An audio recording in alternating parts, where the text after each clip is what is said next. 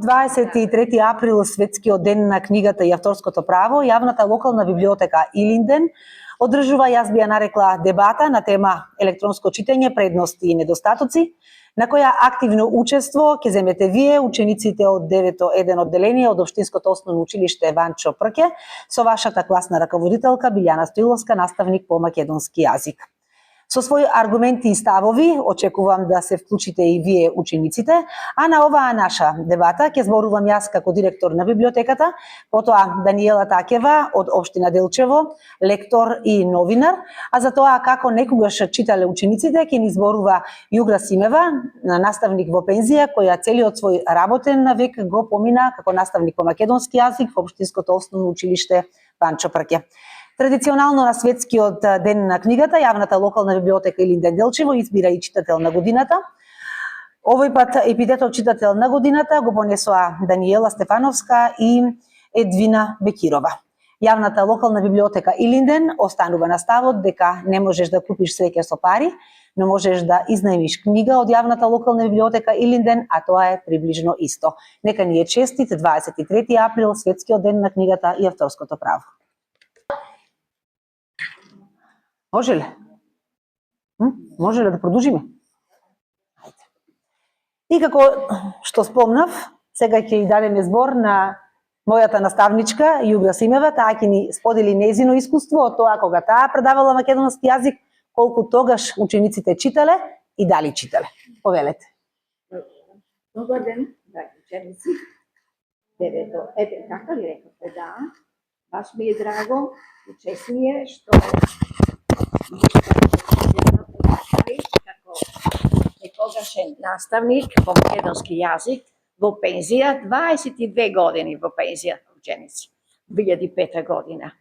Драго ми е што, чест ми е да го споделам моето мислење и со вас, да дискутираме, да кажете вие некои ваши впечатоци од читањето на лектирите, на книгите, колку читате и дали сте задоволни од наставничката што ви предава македонски јазик.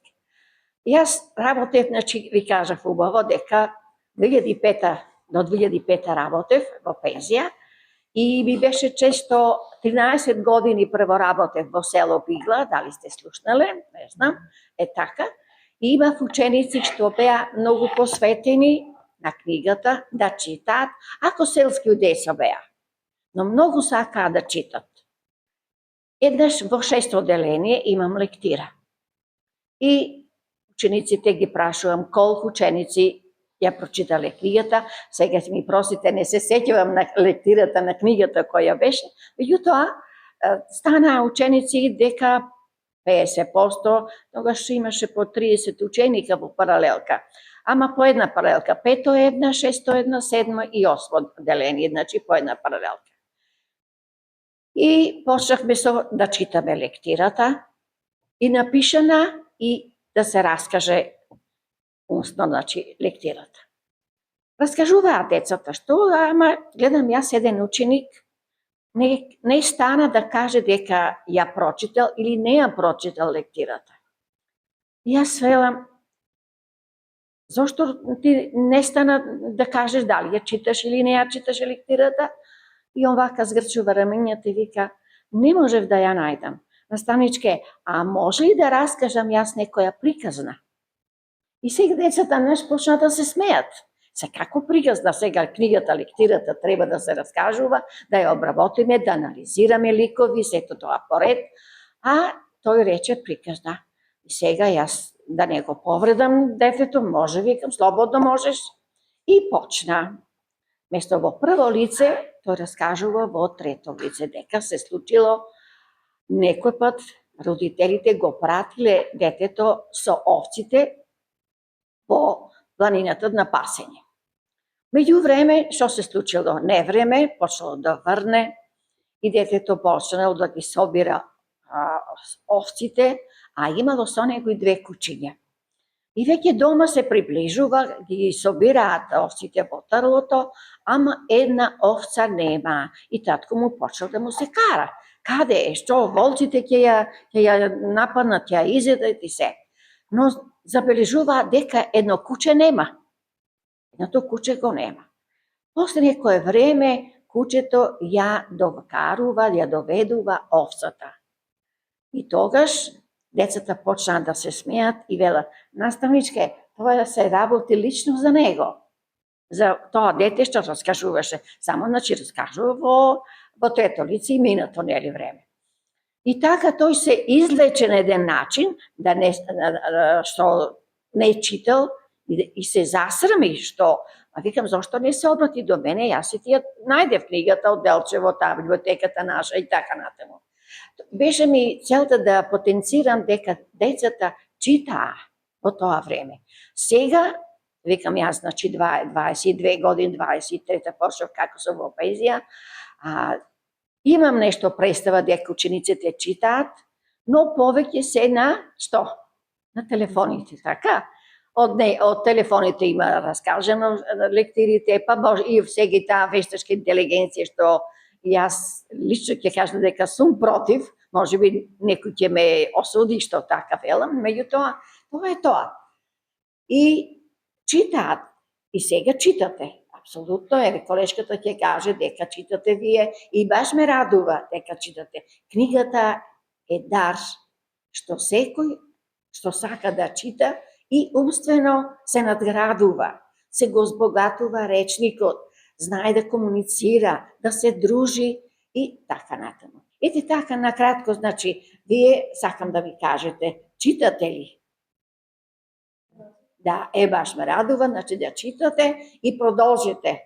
Така се надградувате со знаење, со... Јас кога читам, јас се уште читам книги и просто се пренесувам во времето и местото и личностите во книгата што мислам. И многу сакам да читам.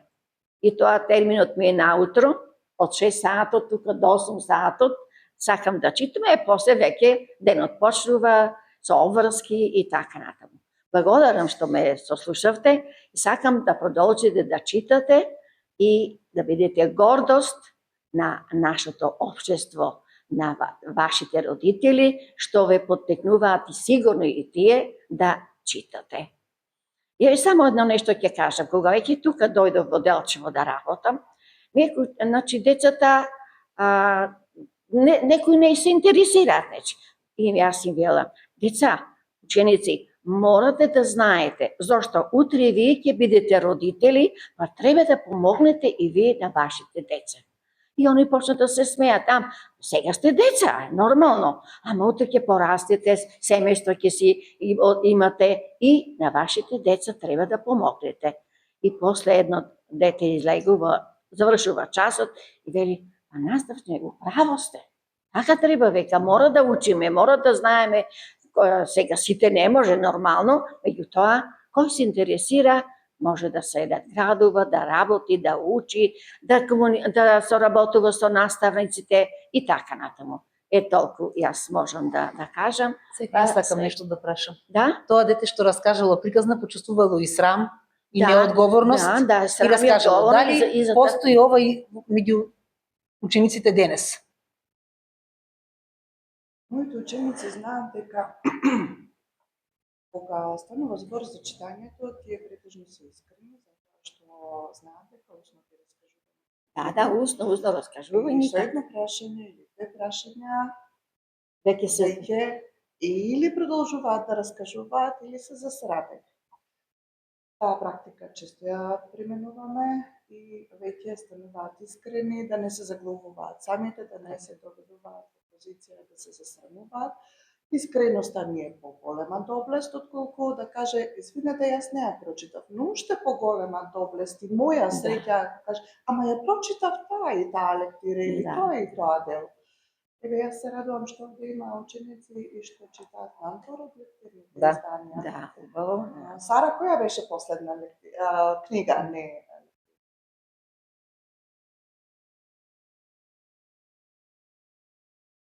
Психолошка литература читаш во слободно време. Право сте, јас сум таа генерација на кој Тоа не е српски, но македонски ни предаваше Николина Попчева и сега имаше една слична ситуација. Имаше лектира Силјан Стрковец. Сите научници требаше да разкажуваме, но школски другар нашол некој четиво си име Мечка. Тој зема да разкажува и сосем различни седочина, но господја Попчева му прифати разкажување, бидејќи сепак се Апсолутно ќе прифати, Така да не да. подсетите. И јас го прифатив, детето се осети засрамено, како неодговорно, што не можел да ја најде книгата и станува, јас можам ли да раскажам една приказна. Фактички тоа е вистинска приказна, вистински настан за детето, така. Нешто ќе Да. кажете ли вие? Дали го подржувате електронското читање? Да?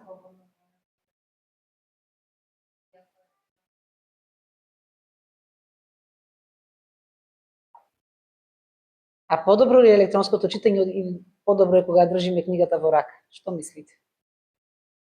Со книга. Книгата, да.